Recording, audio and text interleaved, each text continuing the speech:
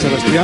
Per ella desfila el bo i millor de la televisió, del teatre i del cinema català, amb un fantàstic Pere Ponce com a companys i Fermí Reixacs com a president Macià.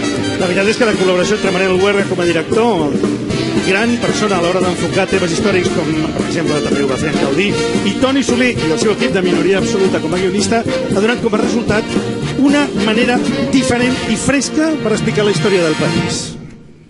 Ens fa molta il·lusió. De debò, moltes gràcies. A les altres nominades també, pel·lícules fantàstiques. Moltes gràcies a tot l'equip de Minoria Absoluta, a tota la gent que va participar en la pel·lícula, als milers de voluntaris que van venir a proclamar la República a la plaça Sant Jaume, i moltes gràcies. I sobretot moltes gràcies a TV3, de debò, per la feina fantàstica que fa tant pel cinema com per la televisió. Gràcies.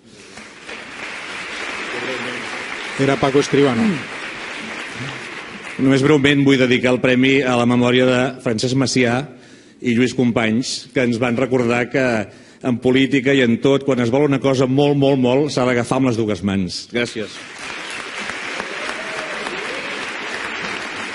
Bueno, moltes gràcies. Una mica en la línia del que diu el Toni, crec que aquesta pel·lícula és una mica un missatge cap als nostres polítics perquè comencin a prendre's en sèrio això de la independència, no?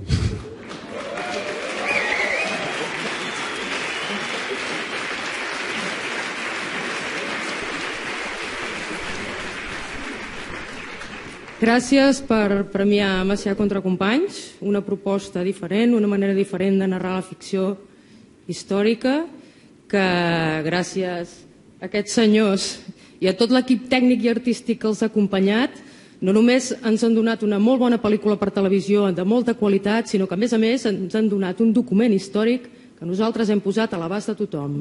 Gràcies a tots. Era Susana Jiménez, de Coproduccions de Televisió de Catalunya. Jo volia destacar encara, a més, el sentit de l'humor en què es planteja aquesta història catalana. Joaquim, tinc una pregunta. Tu que ets director, a la sala de muntatge qui munta, tu o el muntador? Digues la veritat. Bueno, a la sala de muntatge el muntador fa la seva feina i el director li fa la vida impossible.